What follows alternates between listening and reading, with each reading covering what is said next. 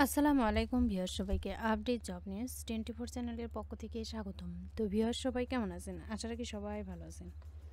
প্রতিদিনের আজকে নতুন একটি চাকরি বিজ্ঞপ্তি আলোচনা করার জন্য চলে আসলাম। এটা হলো স্বাস্থ্য ও পরিবার কল্যাণ মন্ত্রণালয়ের অধীনে নিয়োগ বিজ্ঞপ্তি, অর্থাৎ উপজেলা স্বাস্থ্য কমপ্লেক্সে। সেখানে দেখে দেওয়ার চেষ্টা করব যে আবেদন কবে শুরু হবে, কবে শেষ হবে এবং আবেদন ফি কত টাকা, এ সম্পর্কে ভিডিওতে বিস্তারিত বলে দেওয়ার চেষ্টা করব। তবে ভিডিওটি শুরু করার আগে আপনাদের কাছে একটা রিকোয়েস্ট থাকবে, আপনি যদি এই চ্যানেলে নতুন হয়ে থাকেন তাহলে প্লিজ সাবস্ক্রাইব করবেন এবং পাশে থাকা যে বেল আইকনটি রয়েছে তাতে অলে ক্লিক দিয়ে রাখবেন, যাতে আমি পরবর্তী ভিডিও আপলোড দেওয়ার সাথে সাথে সবার প্রথমে আপনার কাছে নোটিফিকেশন চলে যায়। তো চলুন দেখি।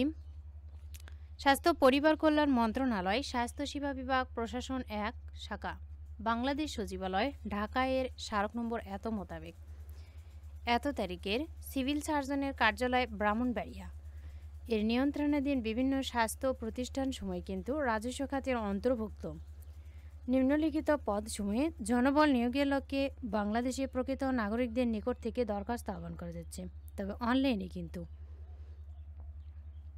স্বাস্থ্য সহকারী নেওয়া হবে 78 জন। এখানে উচ্চ মাধ্যমিক সার্টিফিকেট বা সমমান পরীক্ষায় পাশ হলে আবেদন করতে পারবেন। বেতন 9,300 টাকা থেকে 22,490 টাকা। আবেদনের শর্ত এবং নির্দেশনাবলী।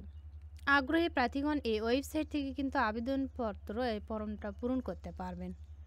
তবে বয়স হতে হবে কিন্তু সর্বনিম্ন 18 এবং সর্বোচ্চ 30 বছর। তবে বীর মুক্তিযোদ্ধা সন্তানদের ক্ষেত্রে 32 বছর পর্যন্ত হলেও কিন্তু আবেদন করতে পারবেন। এখন জানাবো যে আবেদন ফি কত টাকা।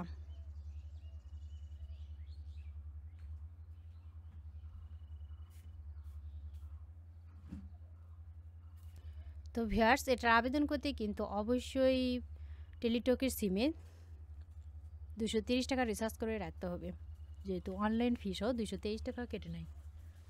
আর আবেদনের শেষ সময় 6 জুন।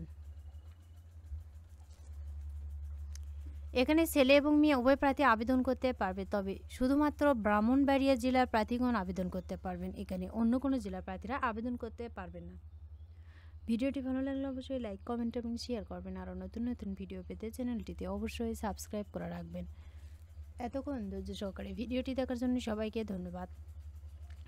সবাই ভালো থাকবেন, সুস্থ থাকবেন। আবারও দেখা হবে নতুন কোনো ভিডিওতে। আজকের মতো পর্যন্তই। আসসালামু আলাইকুম।